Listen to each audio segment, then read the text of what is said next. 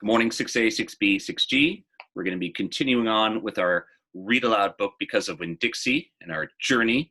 We're going to be finishing off chapters 24, 25, and 26 today, completing the entire read aloud book.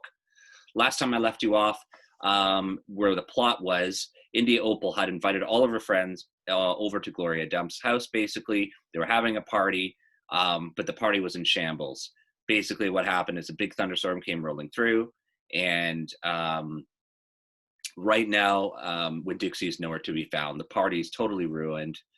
So it's chaotic right now with the residents of Naomi and the people that are at the party.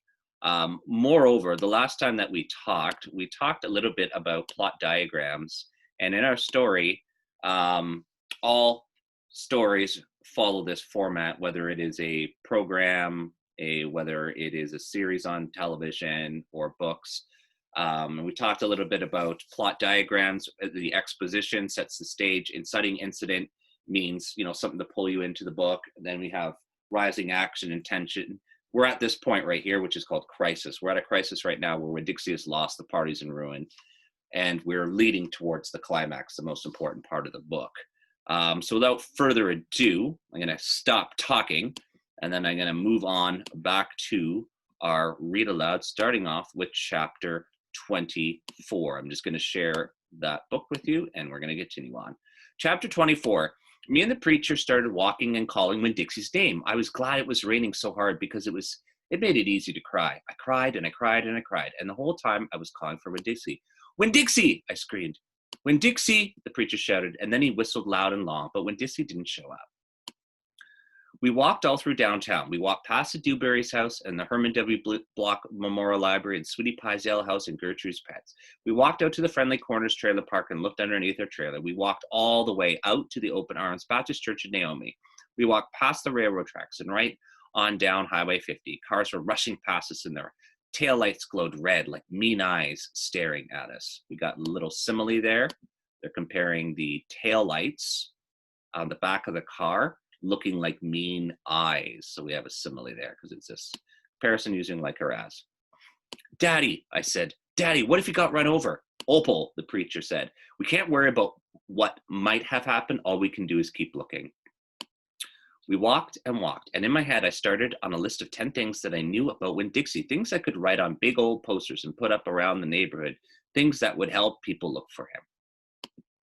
Number 1 was that he had a pathological fear of thunderstorms. Number 2 was he liked to smile using all his teeth. Number 3 was he could run fast. Number 4 was that he snored. Number 5 was that he could catch mice without squishing them to death. Number 6 was he liked to meet people. Number 7 was he liked to eat peanut butter. Number 8 was he couldn't stand to be left alone.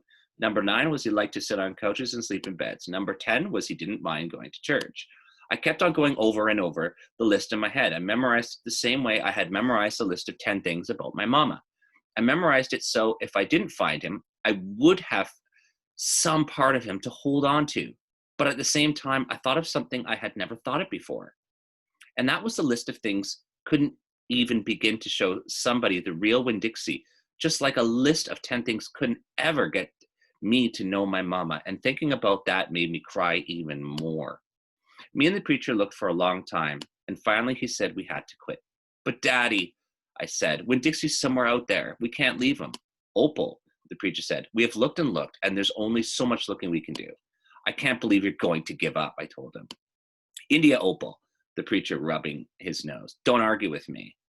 I stood and stared at him. The rain had let up. It was mostly a drizzle now. It's time to head back, the preacher said. No, I told him. You go ahead and go, but I'm going to keep on looking. Opal, the preacher said in a real soft voice, it's time to give up. You always give up, I shouted. You're always pulling your head inside your stupid old turtle shell. I bet you didn't even go out looking for my mama when she left. I bet you just let her run off too. Again, we have that comparison of a turtle to Opal's dad, which is a metaphor in this context. Baby, the preacher said, I couldn't stop her. I tried. Don't you think I wanted her to stay too? Don't you think I miss her every day? He spread his arms out wide and then dropped them to his sides. I tried, he said. I tried. Then he did something I couldn't believe. He started to cry. The preacher was crying. His shoulders were moving up and down, and he was making snuffly noises. And don't believe that losing Winn Dixie doesn't upset me as much as it does you, he said. I love that dog. I love him too.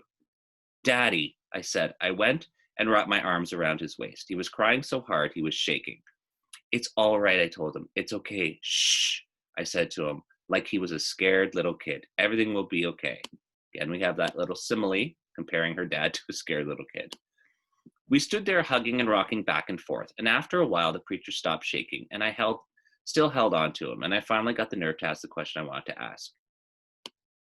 Do you think she's ever going to come back? I whispered. No, the preacher said. No, I do not.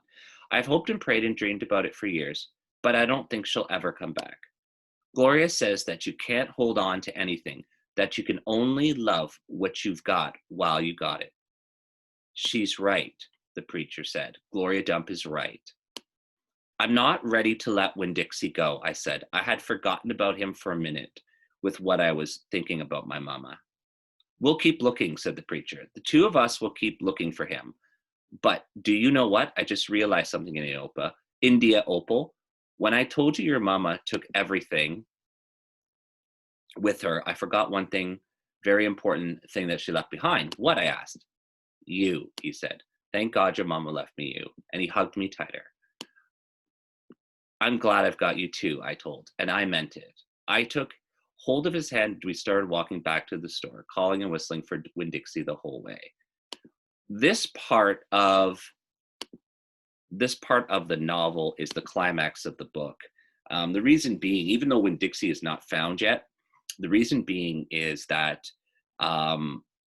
Opal and her father, the tension between them, especially India Opal, was really still upset at her dad for letting her mom go.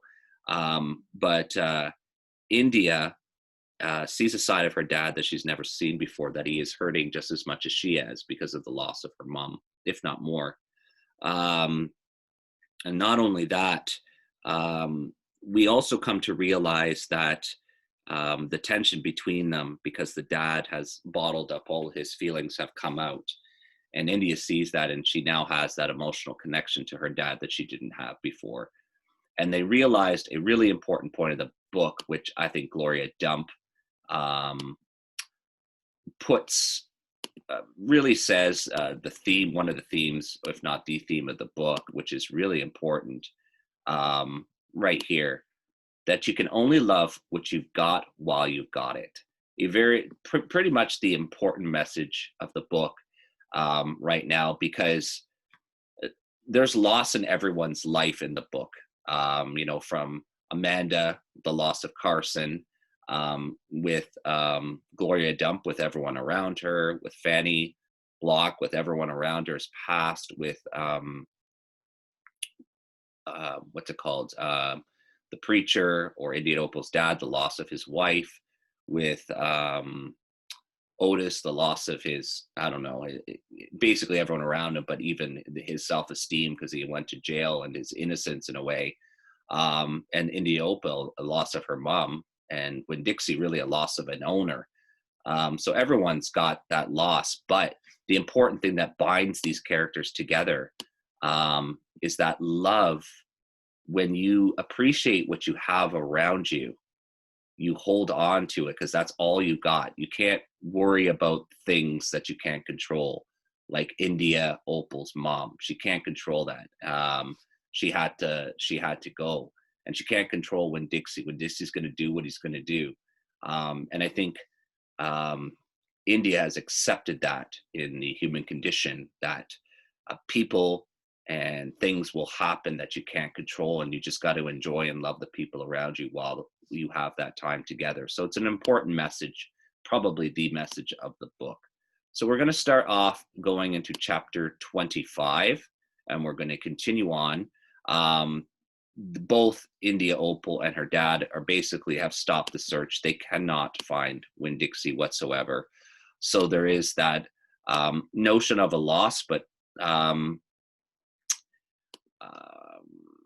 India doesn't want to accept it. She continually still wants to search for Winn Dixie, We'll continue on and reading with chapter 25 right now, and we'll see what happens with Winn Dixie. Chapter 25. We heard the music before we even got to Gloria Dump's house. We heard it almost a block away. It was a guitar playing and singing and clapping. I wonder what's going on, my father said. We walked up to Gloria's sidewalk and around through her yard and into her kitchen. What we saw was Otis playing his guitar, and Miss Fanny and Gloria sitting there smiling and singing, and Gloria holding Sweetie Pie in her lap. Amanda and Dunlop and Stevie were sitting on the kitchen floor, clapping along and having the best possible time. Even Amanda was smiling. I couldn't believe they were happy. We're so happy when Dixie was missing. We didn't find him, I shouted at them. The music stopped and Gloria Dump looked at me. Child, we know you didn't find him. You didn't find him because he was right here all along. She took her cane and poked at something under the chair. Come on out of there, she said. There was a snuffle and a sigh. He's asleep, she said. He's plumb wore out. She poked around with her cane again, and when Dixie stood up from underneath her chair and yawned. When Dixie, I hollered. Dog, Gertrude squawked. When Dixie wagged his tail and showed me all his teeth and sneezed, I went pushing past everyone. I dropped to the floor, and I wrapped my arms around him. Where have you been? I asked. He yawned again. How'd you find him? Now there's a story, said Miss Franny. Gloria, why don't you tell it?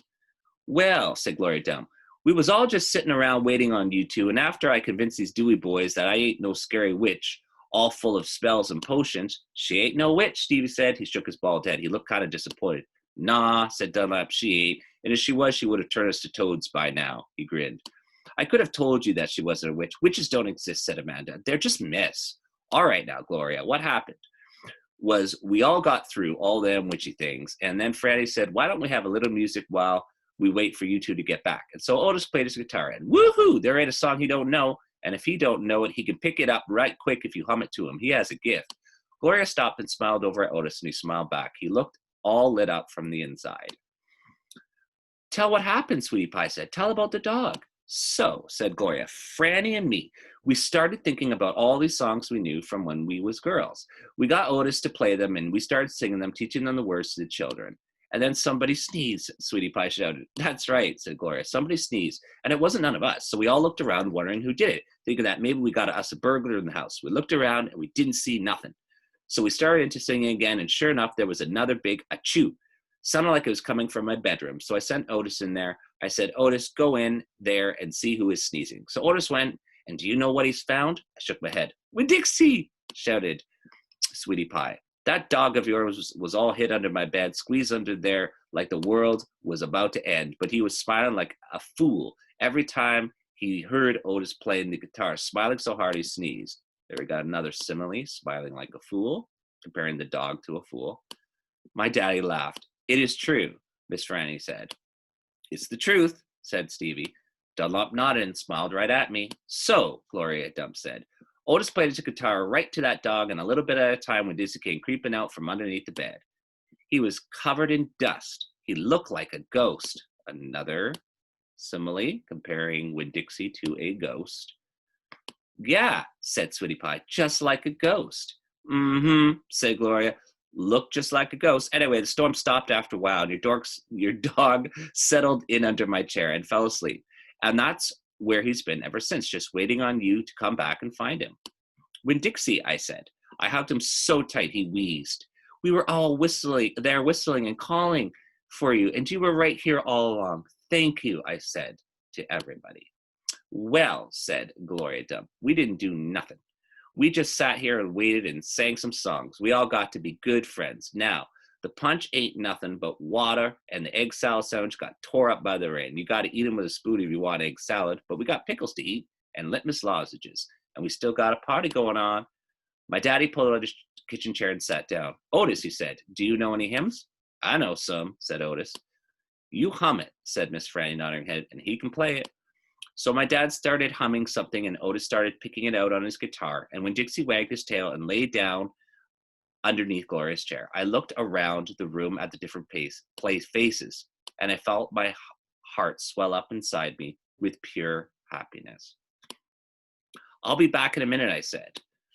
But they were all singing and now laughing, and when Dixie was snoring, so no one heard me. Chapter 26, last chapter. Outside, the rain had stopped and the clouds had gone away and the sky was so clear. It seemed like I could see every star ever made. I walked all the way back of Gloria Dump's yard. I walked back there and looked at her mistake tree. The bottles were quiet.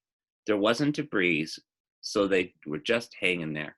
I looked at the tree and then I looked up at the sky. Mama, I said, just like she was standing right there beside me. I know 10 things about you, and that's not enough. That's not near enough, but Daddy is going to tell me more. I know he will now, that he knows you're not coming back.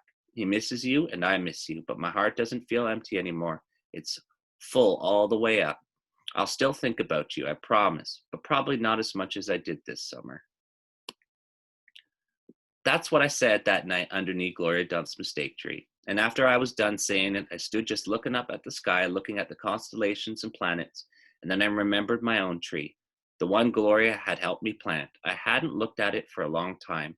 I went crawling around on my hands and knees searching for it. And when I found it, I was surprised at how much it had grown. It was still small. It still looked more like a plant than a tree, but the leaves and the branches felt really strong and good and right. And I was down there on my knees when I heard a voice say, "Are you praying?" I looked up. It was Dunlop. "No," I said, "I'm not praying. I'm thinking." He crossed his arms, looked down on me. "What about?" he asked. "All kinds of different things," I said. "I'm sorry that I called you and Stevie bald-headed babies." "That's all right," he said. "Gloria told me to come out here and get you." "I told you she wasn't a witch." "I know it," he said. "I knew it all along. I was just teasing you." "Oh," I said. I looked at him close. It was hard to see him good in the dark yard. "Ain't you ever going to get up?" he asked. "Yeah," I said. And then he surprised me. He did something I never in a million years thought a Dewberry boy would do. He held out his hand to help me up, and I took it. I let him pull me to my feet. A million years, obviously it wasn't a million years. That's what is known as a hyperbole, which means an exaggeration, another figurative language. "I'll race you back to the house," Dunlop said, and he started to run. "Okay," I shouted, "but I'm warning you, I'm fast." We ran and I beat him. I touched the corner of Gloria Dump's house right before he did. "You shouldn't be running around in the dark," said Amanda. She was standing on the porch looking at us. "You could trip over something." "Aw, Amanda," said Dunlop, and he shook his head. "Aw, Amanda," I said too. And then I remembered Carson, and I felt bad for her. I went on the porch and took hold of her hand and pulled her on her. "Come on," I said. "Let's go inside." "India Opal," Daddy said when me and Amanda and Dunlop walked in. "Are you here to sing some songs with us?" "Yes, sir," I said, "only I don't know that many songs." "We'll teach you," he said. He smiled at me real big. It was a good thing to say. "That's right," said Gloria Dump. "We will." Sweetie Pie was sitting in her lap, but her eyes were closed. "Care for a litmus lozenge?" Miss Franny asked, passing me the bowl. "Thank you," I told her. I took a litmus lozenge and unwrapped it and put it in my mouth. "Do you want a pickle?" Otis said, holding up his big jar of pickles. "No, thank you," I said, "not right now." When Dixie came out from underneath Gloria Dump's chair, he sat down next to me and leaned into the same as I was leaning into my daddy. And Amanda stood right there beside me. And when I looked over her, she didn't look pinch-faced at all to me. Dunlop cracked his knuckles and said, "Well, are we going to sing or what?" "Yeah," Stevie echoed. "Are we going to sing or what?" "Let's sing," said Sweetie Pie, opening her eyes and sitting up straight. "Let's sing for the dog." Otis laughed and strummed his guitar, and the flavor of the litmus lozenge opened in my mouth like a flower blooming. There we got a simile there. They're comparing the eating of the candy as a flower blooming. All sweet and sad, which is a simile. And then Otis and Gloria and Stevie and Miss Franny and Dunlop and Amanda and Sweetie Pie and my daddy all started to sing a song. And I listened careful so I could learn it right. All right. So that ends our book of Because of Winn-Dixie, chapters 24, 25, 26. And this is the final scene that we have. This is the resolution part of the book where all things are wrapped up. And so if we look at the narrative arc, you know, really after Winn-Dixie is lost and the dad and them are outside, there is a special bond formed between Indy Opal and her dad when she starts to realize that her dad's hurting just as much as her, and that he does care for his wife or India's mom, and she sees a dad and they make up and that tension is gone. That's the climax. The falling action is, you know, we get to find out when Dixie was there the whole time, and then resolution. Resolution is when the story wraps up. It's like the epilogue of a book, or where all the loose ends are wrapped up and all the storylines, or hopefully a lot of them, have stopped. And we know here that the storyline, at least with the problems with India Opal at the beginning of not knowing her mom and really searching for her, she's come to a realization that her mom isn't coming back, at least not that we know of. There's no indication that she is coming back. And she's accepted that. When she was at Gloria Dump's tree, she basically said, you know, I do love you, but I'm not going to be thinking as much about you, because as you know, India Opal has, with that void that she didn't have with her mom, she's filled that void with all those people in town that had voids themselves. They were really lonely. And through India Opal's void, or wanting to feel fulfilled, not just through her dad, but other people, because of that loss of not having her mom around, she has spread her love to all those people that were lonely in Naomi. And again, she was able to do it through an instrumental character called Winn Dixie, or the dog. All of this stuff happened because of the dog, which is the title of the book. She was able to have a bunch of new friends, and able to spread love, and able to settle that relationship with her dad, and come to an understanding of her mother, all because of Winn Dixie. So Winn Dixie was instrumental in allowing those friendships to foster and grow. And at the end, there's that scene where she's eating that litmus. She's eating that. Sorry about that. She's eating that litmus lozenge, and with that litmus lozenge, she has like a sweet taste, or a flower blooming in her mouth, which has got a mixture of happiness and sadness. And again, you know, she's realized that she has to share her love and appreciate what's around her, you know, instead of wondering about what could be. And again, that's the whole theme of this book. And we got to see from the beginning of the end a character developed that had, you know, problems and unsettled feelings, and they were resolved in the end. So again, thank you for taking the time and the journey.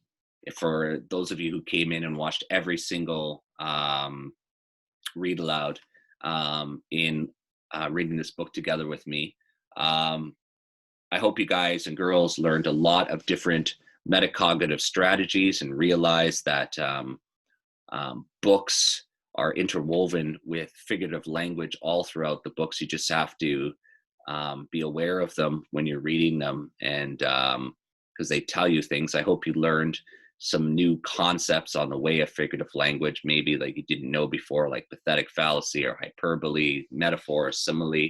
And I hope you also, you know, got to understand the moral message of the book is appreciate what's around you, and not be all upset about things that you can't control, or bad stuff that's happened to you, but appreciate and love the people around you, and spread that love.